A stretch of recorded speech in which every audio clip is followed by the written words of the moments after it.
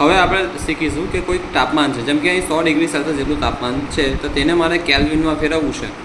તો હું શું કરીશ? તો પહેલાં દેખો સેલ્સિયસનો સિમ્બોલ છે 0, સેલ્સિયસ છે, ડિગ્રી સેલ્સિયસ અને શું વંચાય? ડિગ્રી સેલ્સિયસ અને વંચાય ડિગ્રી સેલ્સિયસ. એનો સ્પેલિંગ છે CELCIUS. અને બીજું આવે કેને કહેવાય કેલ્વિન. કેને શું કહેવાય? કેલ્વિન. હવે તમે છોકરાઓ દેખો ABCD તમે બોલો ને, નાનો હોય તો ABCD બોલો તો પહેલાં C આવે, પછી શું આવે? CDEFGHIJK. એટલે CDEFGHIJK એટલે ઘણો વખત પછી K આવે. તો તમારે C થી Kમાં જવા માટે શું આગળ જવું પડે કે પાછળ જવું પડે? તો કે આગળ, મતલબ ઉમેરો કરવો પડે. મતલબ શું કરવું પડે? ઉમેરો કરો. શાનો ઉમેરો કરવો પડે એટલું યાદ રાખજો, 273નો. શાનો? 273નો. જ્યારે K થી C જવા માટે તમારે શું કરવું પડે? 273ની બાદબાકી કરવી પડે. દેખો C થી K સુધી જવા માટે તમારે 273ની સરવાળો કરવો પડે, એટલે ઉમેરો કરવો પડે, કેમ કે તમે મોટું છે ને, કે આગળ જવું પડે તમારે, એટલે આગળ જવા માટે સરવાળો કરવો પડે.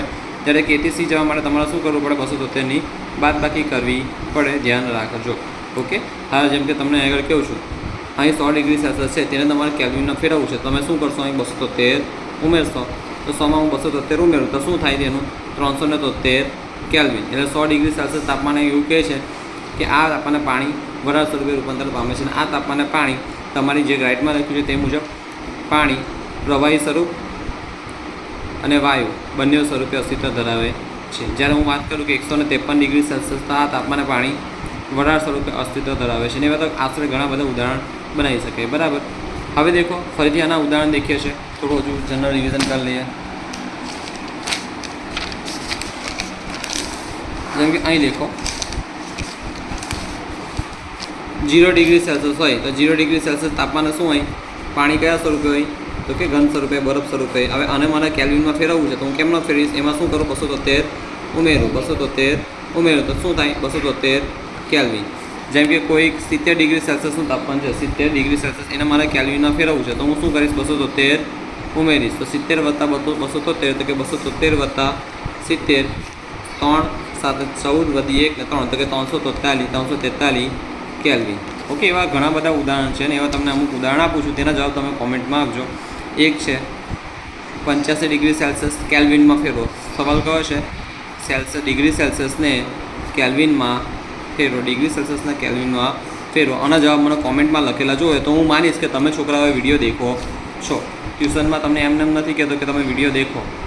તમે આ એક્સ્ટ્રા ભણવાનું થાય તો છોકરાઓ તમારે, એટલે એક્સ્ટ્રા વર્ક તરીકે તમારે લેવાનું. જો તમે એક્સ્ટ્રા કામ કરશો તો તમે આગળ વધશો.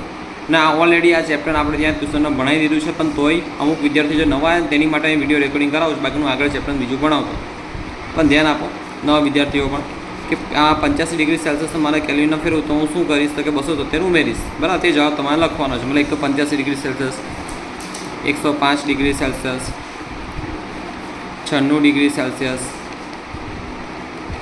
45 ડિગ્રી સેલ્સિયસ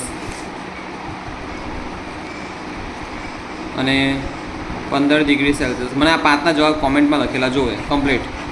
એટલું તમે આ મોટા થઈ ગયા, તમે વોટ્સઅપ પર જવાબ ઇન્સ્ટાગ્રામ પર લખી શકતા હોય તો તમે યુટ્યુબ પર કોમેન્ટમાં લખી શકો છો. તો આટલું મને લખેલું જોઈએ. ઓકે. હવે દેખો આટલું આપણું થઈ ગયું. હવે આપણે દેખીએ કે કોઈક વસ્તુ છે, કોઈ તાપમાન છે કેલ્વિનમાં. શામાં છે? કેલ્વિનમાં. તેને તમારે સેલ્સિયસમાં ફેરવું તો શું કરશો? આપણે પેલું પાછળનું થોડું રિવિઝન કરીએ કે આ ડિગ્રી સેલ્સિયસ છે અને આ કેલ્વિન છે. મારે C થી Kમાં જવું છે તો હું શું કરીશ? 273નો ઉમેરો. શું કરીશ? 273નો ઉમેરો. પણ K થી Cમાં જવું તો શું કરીશ? 273ની બાદબાકી. એટલે દેખો કેલ્વિનના તમને કોઈ તાપમાન આપ્યું છે, ધારો કે તમને કેલ્વિનના તાપમાન આપ્યું છે 500 કેલ્વિન. કેટલું આપ્યું છે? 500 કેલ્વિન. તો તેમાંથી તમારે શું કરવાનું? 273ની બાદ. કેલ્વિનથી તમારે સેલ્સિયસમાં ફેરવવાનું છે તો 273ની બાદબાકી કરો. તો કે 500 માઇનસ કેટલા? 273.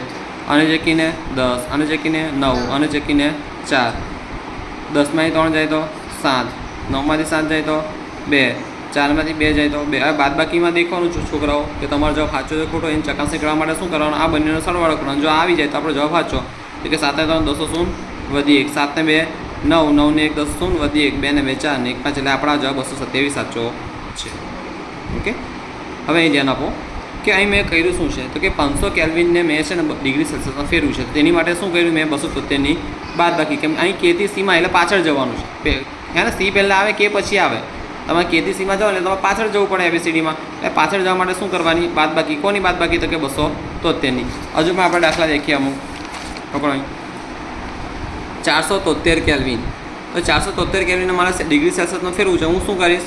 273ની બાદબાકી. કેટલાની બાદબાકી કરીશ? 273ની બાદબાકી કરીશ. તો જવાબ શું આવશે? કેટલા સેલ્સિયસ આવશે? તો કે 3/3, 3/3 0, 7/7 જાય તો 0, 4/2 જાય તો 2. તો કેટલા ડિગ્રી સેલ્સિયસ આવ્યું? 200 ડિગ્રી સેલ્સિયસ. કેટલા ડિગ્રી સેલ્સિયસ આવ્યું? 200 ડિગ્રી સેલ્સિયસ. મતલબ કેમાંથી સીમાં જવું હોય તો હું શું કરીશ? 273ની બાદબાકી કરીશ. તો ચાલો હવે તમને આ એક્સ્ટ્રા તમને હોમવર્ક તરીકે હોમવર્ક નહીં, આ કોમેન્ટમાં લખવાનો જવાબ આપું છું. કોમેન્ટમાં તમારે લખવા પડશે એના જવાબ. સોરી, આ સવાલના જવાબ તમારે કોમેન્ટમાં લખવા પડશે. કયા છે? 576 કેલ્વિન. સવાલ શું છે? તો કે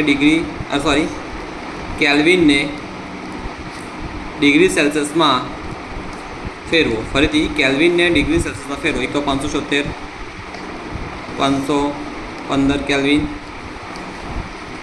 207 કેલ્વિન, 1, 2, 3, 4, 300 કેલ્વિન, 600 કેલ્વિન.